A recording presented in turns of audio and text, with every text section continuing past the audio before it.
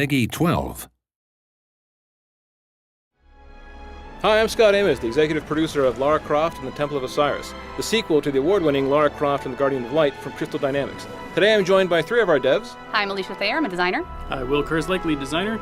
I'm Robert Chivek, the producer. So in today's Dev Diary, we're going to take you through all the awesome, exciting adventure we have planned for you for 4-player co-op action and talk about our characters and all their features. But looking back at Guardian of Light, it was an instant classic when it shipped. It was one of those things that people got together and said, this is an amazing 2-player co-op digital experience. That was the inspiration and the blueprint for us to say, how do we push ourselves further for Temple of Osiris? How do we get to a 4-player game? How do we go with more characters online, with more craziness, with more exotic gameplay? So for us, this is all this labor of love.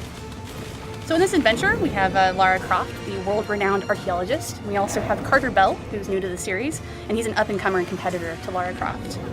Our archaeologist characters have a torch that they can use to light some of our darker tombs and solve puzzles and find hidden rewards. One of the other unique abilities the archaeologists have is the grapple. With this, they can swing over chasms, create rope bridges, and use it to help friends traverse dangerous spaces.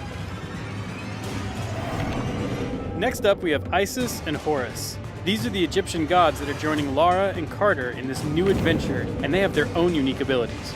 With the staff, they can affect glyphs in the world, moving objects up and down and interacting with anything that has these special markings. They have a magical shield. It can act as a barrier to provide protection. The shield can also be used as a stepstone, allowing other players access to difficult-to-reach places. It'll also move across the surface of water. Now, because co-op is such a focus for Temple of Osiris, we made sure that the world would react accordingly depending on how many players are in the game at one time. For example, when you add in your friends, the puzzle might actually change dynamically. There could be more mirrors, more obstacles, more enemies to deal with. And naturally, something we've seen is the more players you have at one time, the more chaotic the game can become. So you'll start competing for loot, but you also start griefing your buddies, kind of that competition angle.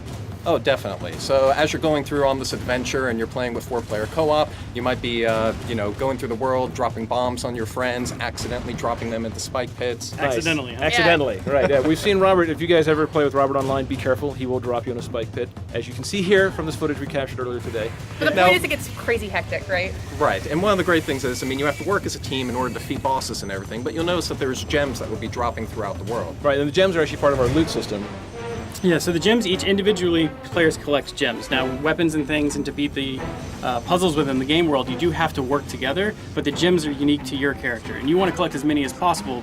And the cool thing is, when you get to the end of a tomb, there's all these treasure chests that you could open, and you could use them to unlock powerful new rings and amulets, weapons, and costumes for your player. And the chests are different costs based off of the type of loot that you can get from them, so the more gems you have, the cooler loot you get.